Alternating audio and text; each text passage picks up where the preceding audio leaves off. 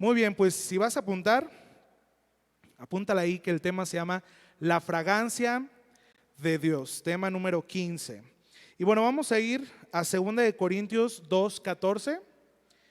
Si tú estás leyendo la Biblia, pues desde tu celular, busca la versión Palabra de Dios para Todos, porque de repente nosotros traemos otras versiones y como que ahí ya no les cuadra, ¿no? De que hey, yo no estoy leyendo lo mismo que ustedes. Si traes tu Biblia física, pues ni modo, la versión que ya estés leyendo. Y bueno, vamos a 2 Corintios 2:14 al 15. Estos son los versículos lema de esta serie. Dice así: demos gracias a Dios, quien por medio de Cristo nos lleva siempre en su desfile triunfal. Quiero recordarte por qué es que este versículo habla sobre un desfile triunfal. Recuerda que lo que pasó en la cruz es la victoria sobre la muerte de nuestro Señor Jesucristo. El Señor Jesucristo murió crucificado, pero también resucitó al tercer día, ¿verdad? Entonces, este desfile triunfal, recuerda que es porque el Señor nos rescató de las tinieblas a su luz admirable. Por eso el versículo dice que por medio de Cristo nos lleva siempre en su desfile triunfal, como cuando los reyes salían a la guerra y bueno, los vencían a los enemigos y volvían llenos de alegría, llenos de gozo y presumiendo también quizás a sus guerreros, sus mejores guerreros. De esa misma manera, el Señor en todo momento nos lleva como en su desfile triunfal y dice: a través de nosotros esparce por todas partes el conocimiento acerca de Él. Pon atención, esparce en todas partes el conocimiento acerca de Él. Ojo aquí, como si fuera una suave fragancia. Por eso la enseñanza se llama la fragancia de Dios. ¿Qué es esto? ¿Cuál es la fragancia de Dios? Bueno, el versículo lo dice: el conocimiento que tenemos acerca de Él. El número 15 dice: nosotros somos el incienso de suave fragancia que es ofrecido a Dios por medio de Cristo. Esa fragancia se esparce entre todos los que se salvan y entre los que van por el camino de la destrucción.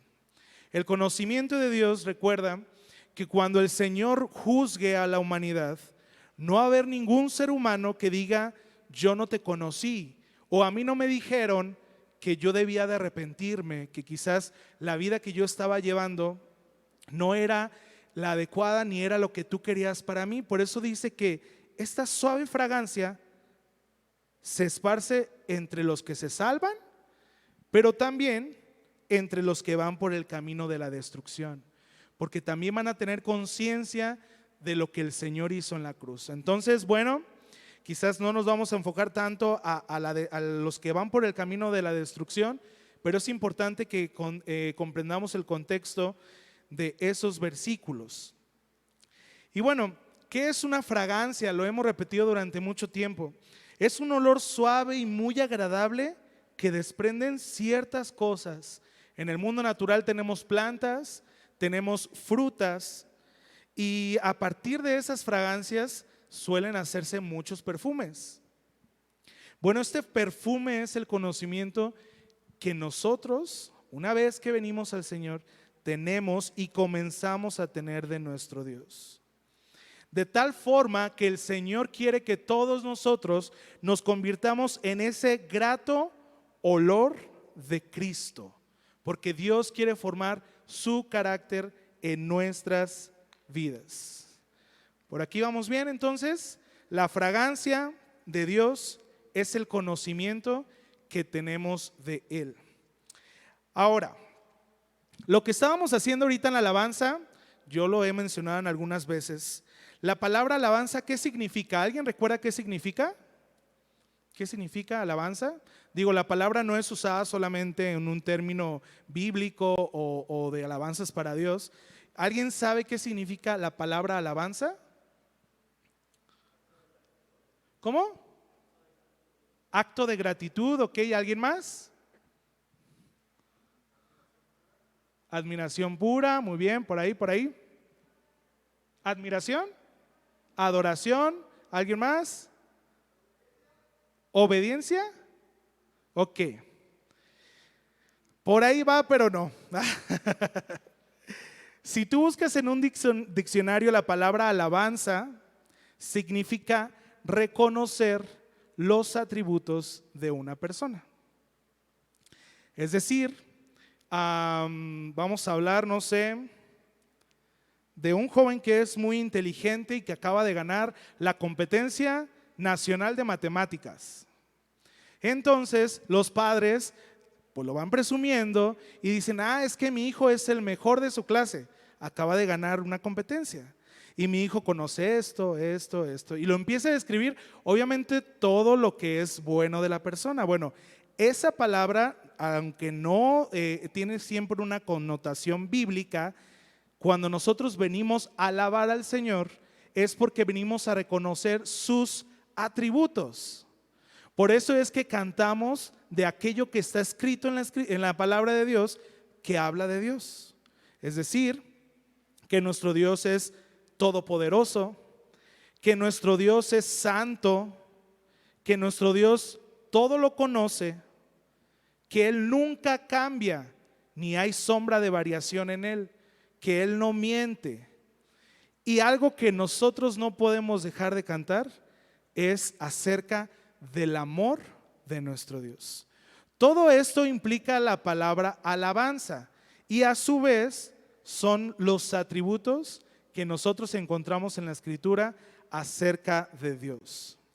Ahora, yo voy a hablar o vamos a estudiar acerca de un atributo que es de suma importancia para nosotros, y este es el amor.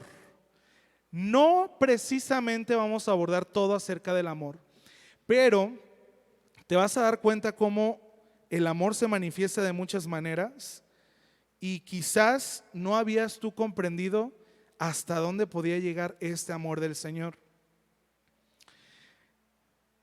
Todos como jóvenes necesitamos hacer nuestro el carácter, hacer nuestro el carácter de Jesús en nuestras vidas, por medio de estar siendo expuestos a su palabra.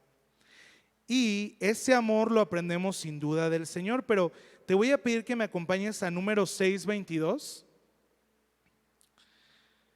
Y esta parte de la Escritura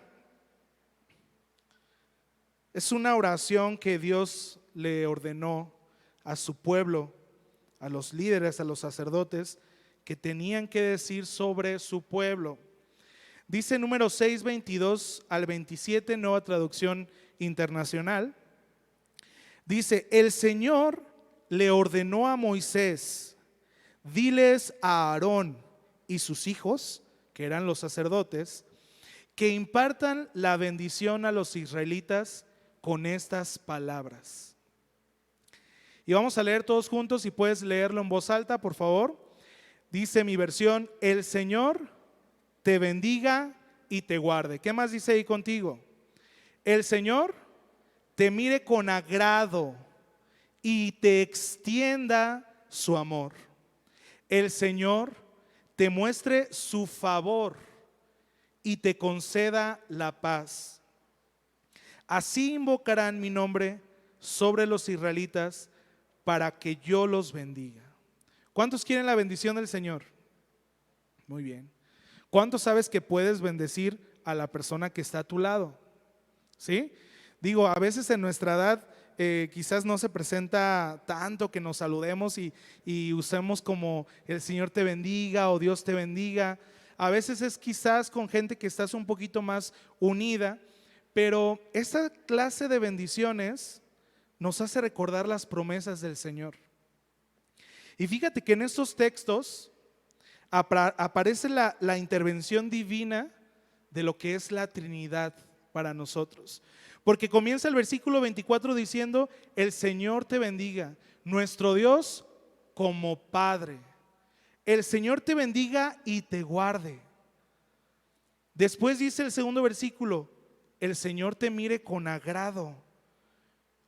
¿Cómo creen ustedes que el Señor nos puede ver con agrado? Hay otra versión que dice, el Señor te sonría. ¿Ustedes qué creen que es lo que nos aparta de Dios? ¿Qué nos aparta? ¿Qué nos separa? El pecado. Pero aquí dice que la bendición es para que el Señor te mire con agrado y extienda su amor y te muestre su favor. Solamente por medio de Jesús es que Dios nos puede ver con agrado. ¿Sí sabías eso? Solo por Jesús. Por eso aquí dice, está la intervención también del Hijo. Pero no solo eso, sino que te conceda la paz, la intervención del Espíritu Santo en nuestras vidas. Y esa clase de bendición es lo que el Señor quiere mostrarnos a todos nosotros. Por lo que vamos a abordar en esta tarde es acerca del favor de Dios para sus hijos. ¿Qué significa el favor de Dios para sus hijos? Vamos por favor a Génesis 6:8. Esta fragancia de Dios, que es su conocimiento, vamos a aprenderla a partir de su favor. Dice Génesis 6:8, Reina Valera, pero Noé, ¿se ubican quién es Noé? Halló gracia ante los ojos de Jehová. Noé. La palabra gracia en estos versículos es la primera vez que aparece en el Antiguo Testamento, o de las primeras veces que se menciona como tal gracia. Habla de una bondad o un favor. Se traduce también como agradar, como misericordia y como precioso. Entonces dice la Escritura que Noé halló gracia delante del Señor. Recuerda que la Escritura dice que en los últimos tiempos tendríamos un mundo muy similar a los días en los que vivió Noé. ¿Sí recuerdas esto? ¿Qué acontecía en esos tiempos? Bueno, Noé vivía en medio de una sociedad totalmente en libertinaje. Vivían siendo descarados abiertamente delante del Señor, y la maldad y la inmoralidad que había en ese tiempo debía de ser juzgada por el Señor. De igual manera, nuestros días son peligrosos. La humanidad quiere que aceptemos aquello que bíblicamente sabemos que no viene de parte del Señor, y quieren que lo normalicemos. Es lo peor de todo. Quieren que todo aquello que dice la Escritura que no se debe de hacer sea algo natural, algo normal, algo que podamos aceptar y que podamos enseñar a los demás. Nuestros días son peligrosos igualmente como Noé en sus días, pero él halló gracia delante de Dios. De igualmente nosotros podemos encontrar su gracia que es ese favor, esa bondad hacia nosotros. Entonces yo te quiero hablar en esta noche acerca de la gracia de Dios. ¿Qué es la gracia? ¿Cómo obtenemos la gracia? ¿Cómo opera la gracia de Dios en nuestras vidas? Porque la gracia, aunque tenemos un significado principal, y este tiene que ver con la salvación, tiene realmente muchas otras implicaciones que no solamente quedan en ese aspecto, sino que todo momento estamos experimentando la gracia del Señor. ¿Sabes quién fue la primera pareja de la humanidad que experimentó la gracia de Dios? Fue Adán y Eva. Vamos por favor a Génesis 3:21. Génesis 3:21, palabra de Dios para todos. Dice así: el Señor Dios hizo con pieles de animales ropa para el hombre y su mujer y los vistió. Recuerda que ellos habían desobedecido a la palabra de Dios. Entonces, lo primero que hizo Dios es mostrar su favor para con ellos.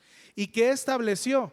La forma en la que ellos se podían acercar a Dios nuevamente, pero con una gran diferencia. Esa ley de sacrificios que el Señor estableció el día que los vistió con ropa a partir de pieles de animales, el Señor estableció que solo por medio del sacrificio de un animal ellos podrían cubrir sus pecados. Y quizás, aunque no todos se podían acercar al Señor, podían tener una gracia de parte de Dios por medio de esta ley de sacrificios. Juan 1:17 nos dice que la ley por medio de Moisés fue dada, pero la gracia y la verdad vinieron por medio de Jesucristo. El amor de Dios se ha extendido para con todos los hombres, de tal manera que nos ha mostrado su amor. Dios en el tiempo de Adán y Eva mostró su amor, pero no era el total del amor que quería manifestar a la humanidad, sino que, como dice, que solamente por medio de Jesús nosotros pudimos conocer la gracia y la verdad que vienen a través de Jesús. Ahora, eso está muy claro cuando entendemos lo que dice Primera de Juan 4:9. En palabra de Dios para todos dice así: en esto Dios nos demostró su amor, en que envió a su único Hijo al mundo para que tuviéramos vida por medio de Él. El verdadero amor no es que nosotros hayamos amado a Dios, sino el amor que Dios mostró al enviar a su Hijo como sacrificio para quitar nuestros pecados. Lo que estamos aprendiendo hoy es fundamental. ¿Alguien ha estudiado aquí el Instituto Bíblico? ¿No? Bueno, mira, si son varios, bien. Bueno, esa es una doctrina fundamental, la gracia del Señor. Y es importante que lo tengamos presentes como jóvenes. Esta gracia del Señor la entendemos por los siguientes principios. Hechos 15:11. ¿Qué es la gracia? Bueno, en primer lugar entendemos que la gracia, dice Hechos 15:11, que nosotros creemos que todos somos salvos de la misma manera. Eso es importante. Yo te lo estoy leyendo en Nueva Traducción Viviente. Nosotros creemos que todos somos salvos de la misma manera, y esta es por la gracia no merecida que proviene del Señor Jesús. Primer principio, recibimos la gracia no merecida. El segundo versículo que quiero que analicemos es Romanos 3:24.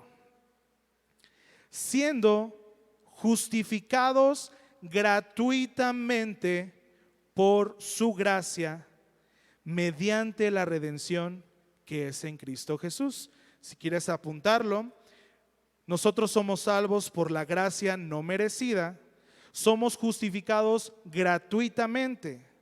Y otra cosa muy importante que dice según Juan 3:16 al 18, dice que porque tanto amó Dios al mundo, que dio a su Hijo unigénito, y pon mucha atención aquí, para que todo el que cree en Él no se pierda, sino que tenga vida eterna.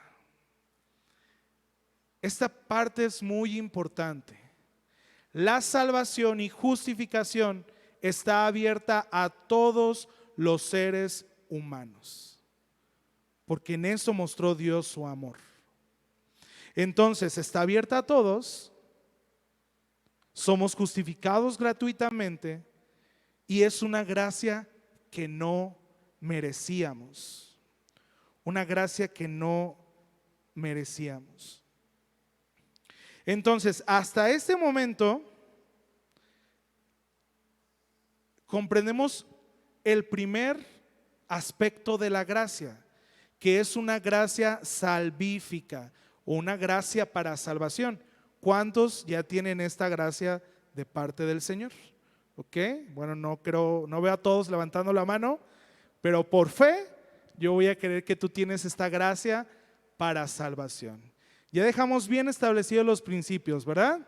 Bueno, ahora, ¿cómo es que obtenemos esa gracia? ¿Cómo la obtenemos? Romanos 11:6, nueva traducción viviente, dice: y como es mediante la bondad de Dios, entonces no es por medio de buenas acciones. Pues en ese caso, la gracia de Dios no sería lo que realmente es: gratuita e inmerecida. Esta parte también es importante. Tú sabes que recientemente nosotros fuimos a una salida evangelística, ¿verdad? Y bueno, estuvimos compartiendo de la palabra. Y la escritura dice que nosotros tenemos que estar listos para contestar ante cualquier cosa que las personas nos puedan preguntar. Y eso es muy importante porque tú debes de saber que de acuerdo a la tradición, a la religión tradicional, la salvación siempre la quieren buscar por medio de las obras. Pero aquí entendemos que esta no es por medio de buenas acciones o buenas obras. Pero hay un grave problema también con esto, porque no solo dicen ellos eso, sino que a veces y tristemente como cristianos creemos que porque la salvación no viene por las obras, no debemos de manifestar buenas obras o hacer buenas obras. Y eso es un gran error, porque si bien es cierto la salvación fue inmerecida y su gracia es gratuita y no por medio de las obras, el Señor nos quiere llevar a otro grado, a otro lugar. Es por eso que necesitamos saber cómo es que opera su gracia en nuestra vida. ¿Cómo opera su gracia? Y bueno, la primera área donde opera la gracia de Dios en nosotros, acompáñame a Primera de Pedro 4:10.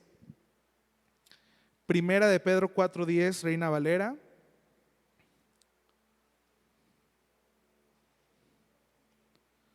Dice que cada uno, según el don que ha recibido, ministrelo a los otros. Es decir, póngalo en servicio a los demás. ¿Qué dones el Señor te ha dado? ¿Cuáles? A ver, ya mencionamos al menos uno aquí. ¿Qué don te ha dado el Señor? ¿Alguno? ¿No? El primer don que Dios nos dio fue su gracia salvífica, salvadora. Ese, ponlo en servicio a los demás. ¿Qué otros dones? Bueno, hay muchos dones espirituales. Hay muchos talentos naturales que debemos de poner en servicio a los demás. Y dice, como buenos administradores de la multiforme gracia de Dios. Multiforme, es decir, que tiene muchos aspectos de ver la gracia de Dios en nuestras vidas. Multiforme. La gracia de Dios opera por medio de una gracia capacitadora. ¿Sí sabías eso? Cuando el Señor te llama, que es que vengas a su reino, el Señor te capacita. Primero te restaura, primero te prepara, te moldea conforme a su carácter y te capacita para la obra que Él te ha puesto a hacer. Dice Efesios 1:6, nueva traducción viviente. De manera que alabamos a Dios por la abundante gracia. La próxima vez que estemos en alabanza, acuérdate que el motivo, uno de los motivos, es por su abundante gracia. Alabamos a Dios por su abundante gracia que derramó sobre nosotros, los que pertenecemos a su Hijo amado. Los que pertenecemos a su Hijo amado. Esta palabra gracia que encontramos en este versículo significa una gracia de manera o acción. Pero fíjate, es específicamente la influencia divina sobre el corazón y su reflejo en la vida. Es la influencia divina sobre el corazón y su reflejo en la vida. Así que, jóvenes, el Señor quiere darte de su gracia capacitadora, quiere influir en tu vida, quiere meterse en todos los aspectos, no solamente en que le conozcas, quiere meterse en tu casa, quiere meterse en tu escuela, quiere meterse en tu trabajo, con tus amigos, con tus vecinos.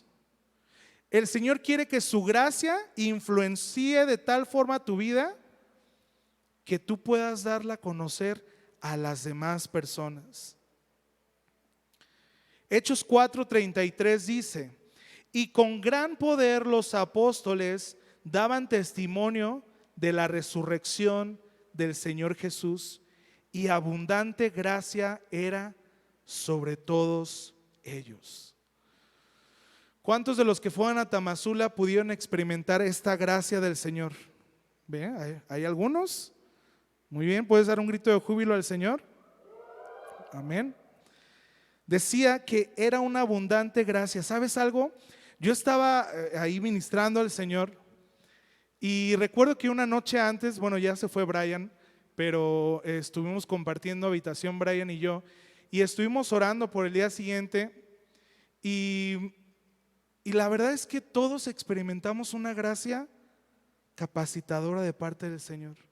Una gracia abundante, porque yo podía ver cómo los jóvenes pasaban al frente, todos hablando con una seguridad, con una tranquilidad y con tan distintos ejemplos y tan distintas cosas que se veía como el mover del Espíritu Santo estaba en medio de nosotros.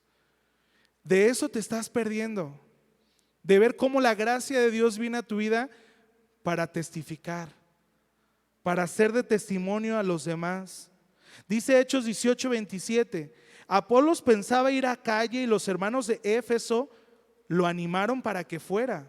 Les escribieron a los creyentes de Acaya para que pedirles que lo recibieran.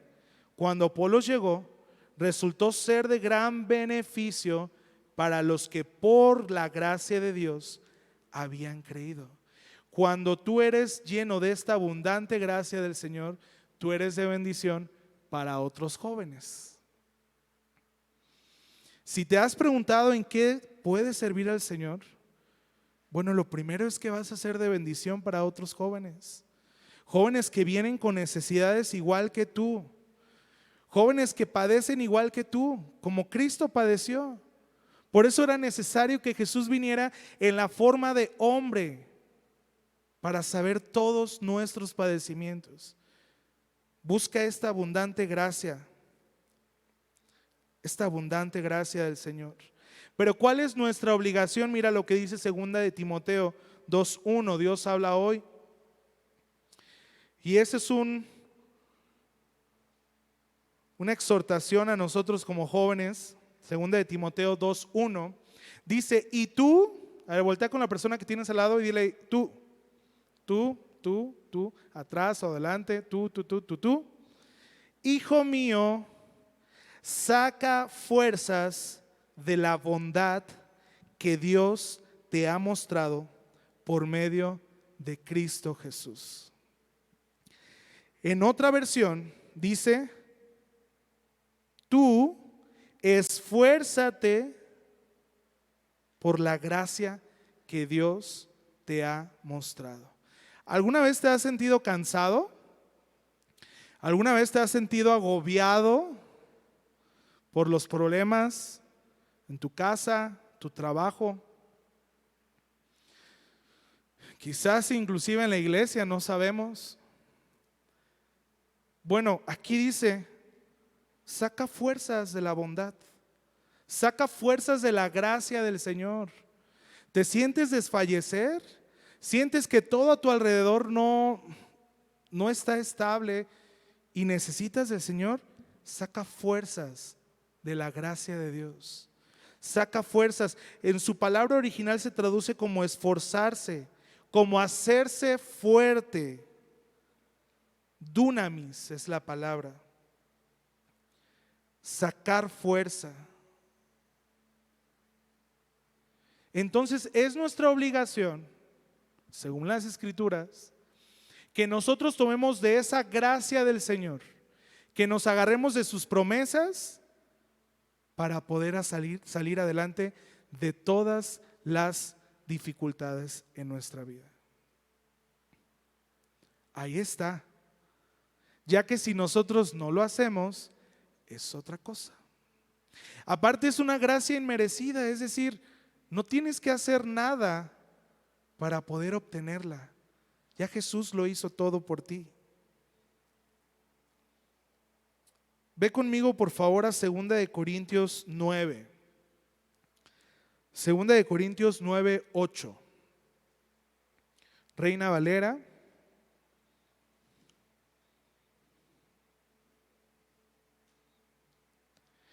Dice, y poderoso es Dios para hacer que abunde en vosotros toda gracia. Ya no solo enfoques la gracia en salvación, sino también enfócala en sacar fuerza, en compartir a los demás, que abunde en vosotros toda gracia, a fin de que teniendo siempre en todas las cosas todo lo suficiente, es decir, la abundante gracia del Señor, abunden para toda buena obra. Abunden para toda buena obra.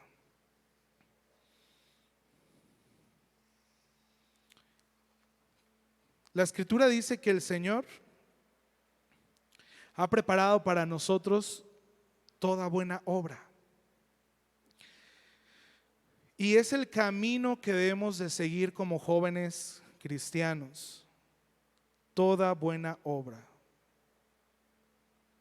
Toda buena obra. Santiago decía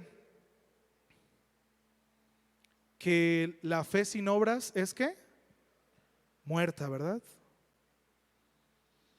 Nosotros podemos decir que somos cristianos, podemos decir que conocemos y hemos experimentado la gracia del Señor, pero si no hay buenas obras, si no hay frutos, si no hay evidencia de que eso ha pasado, es como si no tuviéramos la fe. Por eso el Señor preparó estas buenas obras y nosotros tenemos que abundar en ellas. Ahora, hasta aquí hemos conocido la gracia capacitadora del Señor. Capacitadora en todos los aspectos, para el servicio, para tu vida diaria. Pero también existe una gracia que se manifiesta en medio de la debilidad. Y a veces no estamos muy conscientes de esa gracia. 2 de Corintios 12, 9. Reina Valera, te lo voy a leer. Y es el apóstol Pablo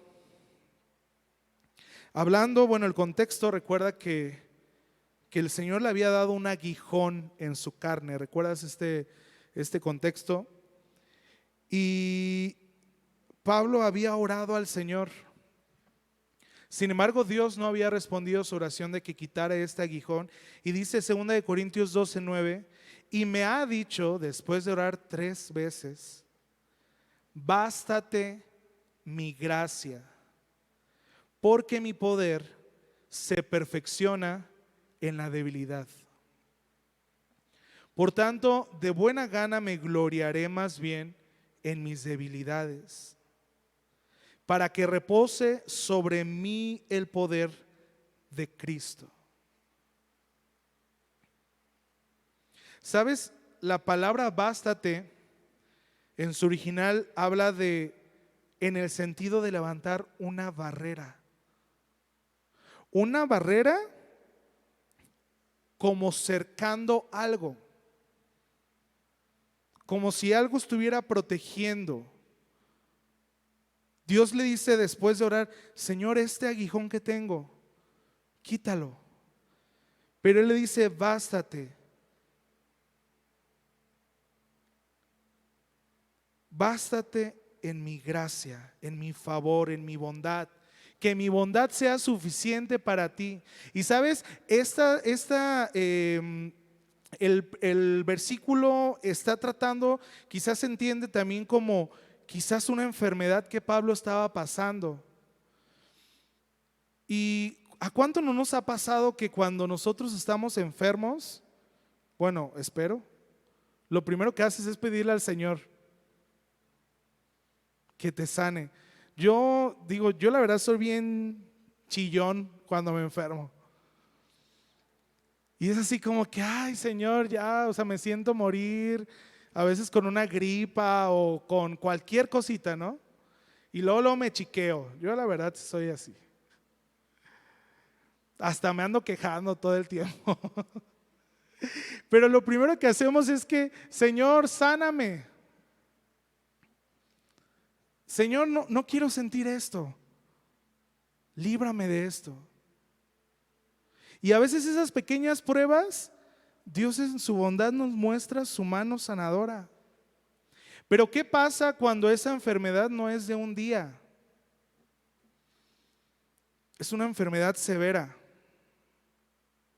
Cuando los médicos te han dicho: no hay nada que se pueda hacer. Solamente un milagro, en el mejor de los casos, te puede decir un médico que pueda creer en los milagros. ¿Qué pasa? Pablo probablemente era un aguijón en cuanto a una enfermedad. Imagínate a un hombre de Dios, el cual había experimentado en todas sus multiforma la gracia del Señor.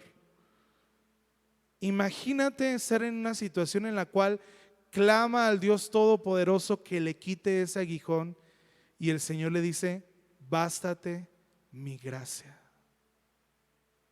Que te sea suficiente el favor inmerecido. ¿Alguien se ha encontrado en esa situación, una enfermedad complicada? Acá tenemos a alguien.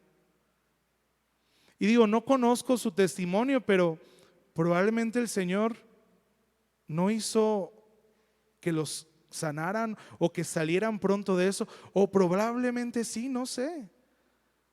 Pero aún así ese proceso es doloroso. Cuando no entiendes por qué no está pasando nada. Pero el Señor le dice: bástate mi gracia, porque mi poder se perfecciona. Y la palabra perfeccionar quiere decir completar o lograr o consumar, pero hablando de carácter. Es decir, el Señor quiere que estés ahí porque está formando su carácter en tu vida. Bástate mi gracia. Y luego cuando habla de debilidad, lo enfoca a una debilidad quizás del cuerpo, como una enfermedad, pero también a una fragilidad moral de alguien débil. A veces los problemas no todos los enfrentamos de la misma manera. Y hay quienes necesitan de un apoyo más, de estar en compañía con ellos. De decirle: hey joven, levántate, tú puedes. ¿Ya te cortó la novia o el novio? Y quizás sientes que tu mundo ahí quedó, se acabó. Ya no hay más que hacer. O quizás la señorita o el joven no te hace caso.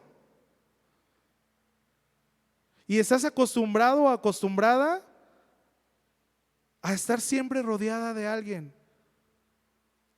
El Señor te dice: bástate mi gracia. Esa debilidad que tú tienes se puede ser toda una fortaleza en mi gracia. puede servir también para que tú en su momento hables, animes a los otros de esa abundante gracia que recibiste de parte del Señor. Pero a veces hay cosas que nos duelen. La muerte de un ser querido, la pérdida de una amistad quizás, alguien en quien tú habías puesto tu confianza, la desleal de alguien que te hirió. En esa debilidad también el Señor te dice: bástate mi gracia.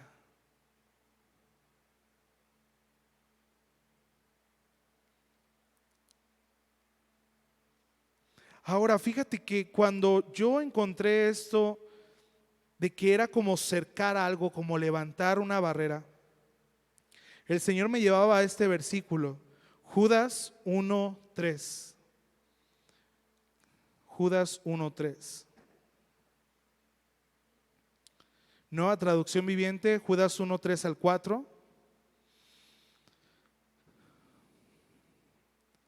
Dice: queridos hermanos, he deseado intensamente escribirles acerca de la salvación que tenemos en común.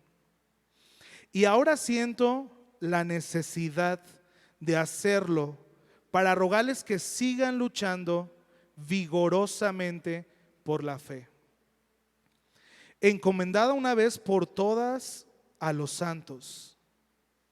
El problema es que se han infiltrado entre ustedes ciertos individuos que desde hace mucho tiempo han estado señalados para condenación.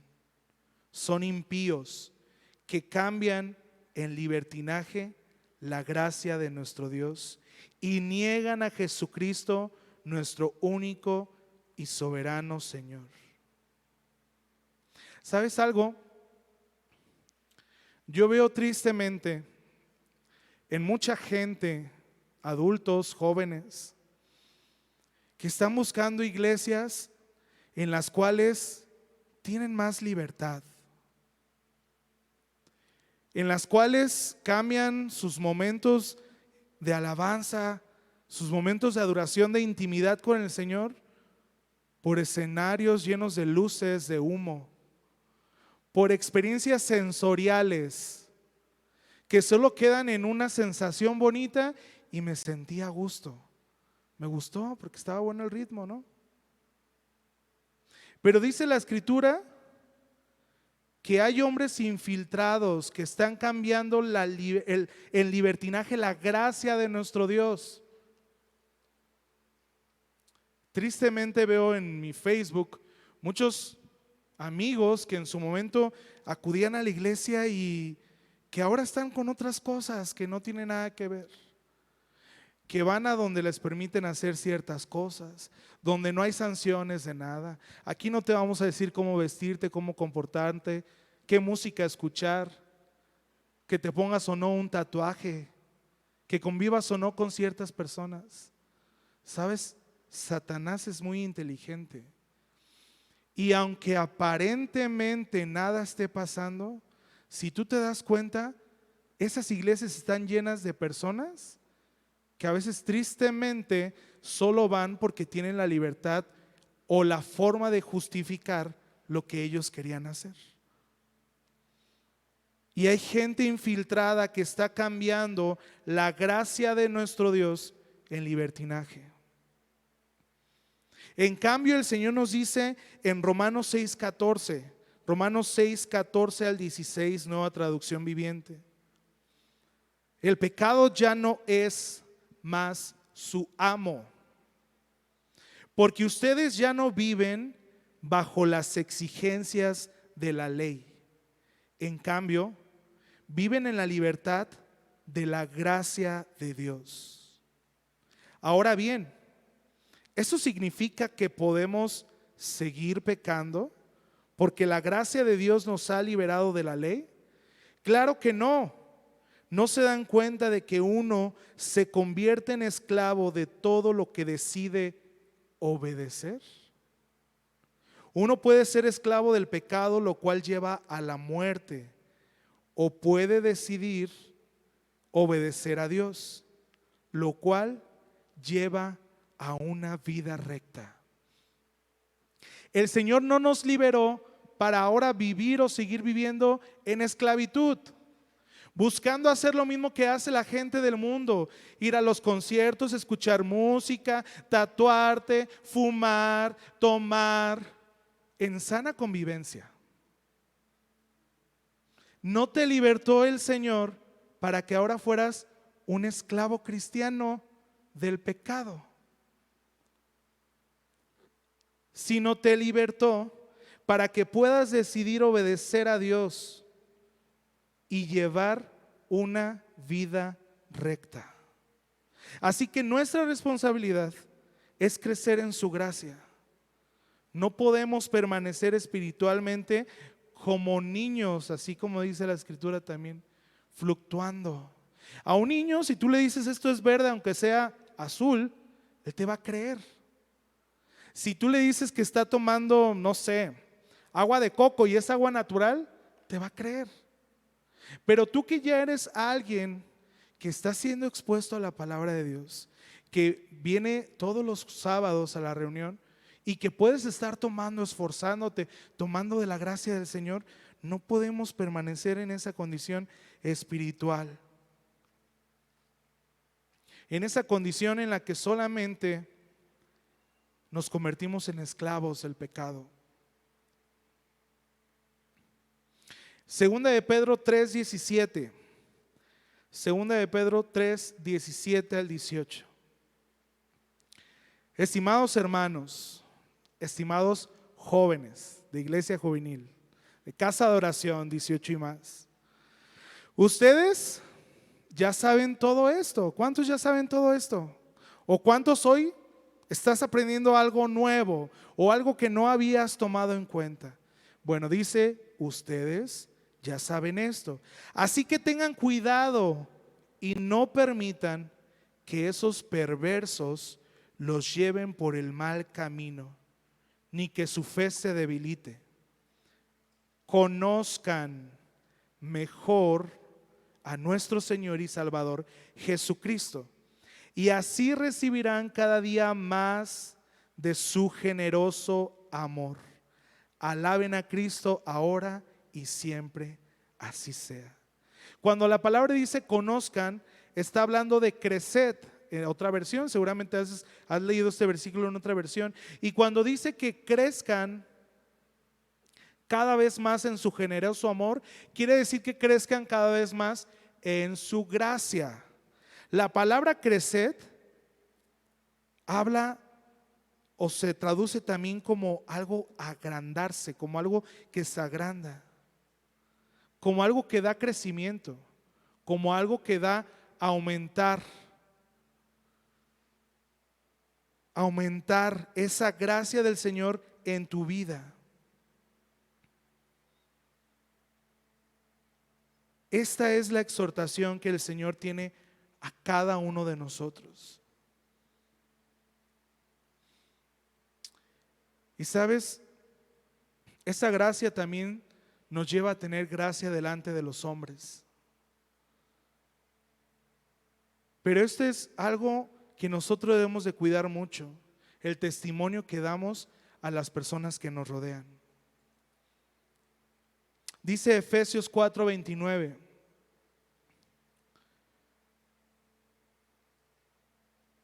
Ninguna palabra corrompida salga de vuestra boca, sino la que sea buena para la necesaria edificación, a fin de dar gracia a los oyentes. La palabra corrompido hace la alusión a cuando tú encuentras en una canasta de frutas una manzana que ya está dañada internamente, y que si tú dejas esa manzana que ya está pudriéndose al lado de una manzana que está bien, que está sana, cuando dice ninguna palabra corrompida, hace la alusión, no sé si lo has visto, que cuando están juntas una manzana buena y una manzana mala, a los pocos días la manzana que estaba buena ya fue contaminada. Ninguna palabra corrompida salga de vuestra boca, sino la que sea buena para la necesaria edificación y gracia a los oyentes. Ese es otro paso que todos debemos de dar. Las palabras que nos gustaban quizás decir antes, las palabras que hemos traído del mundo y las hemos cristianizado, los modismos, las jergas culturales, tenemos de quitarlas. Pero a veces no necesitamos usar malas palabras para no tener gracia delante de nuestros oyentes. A veces cuando murmuramos de alguien, a veces cuando criticamos a alguien, esa gracia que nos da el Señor delante de los hombres lleva una responsabilidad de todos nosotros de no corrompernos delante del Señor. ¿Te has fijado que cuando tú estás con personas del mundo, o espero no te pase con jóvenes de la iglesia, y ellos todo el tiempo están diciendo malas palabras, siempre utilizan una palabra en doble sentido, siempre están expresándose así, llega el momento que hasta te puedes familiarizar de tanto que la escuchas? Bueno, si eso te pasa, cuidado, porque en algún momento la vas a decir sin darte cuenta. Mejor invita a esas personas a, oye, pues, ¿por qué no decimos de otra manera? O a mí, dime por mi nombre. No me llames de esa manera, ¿no?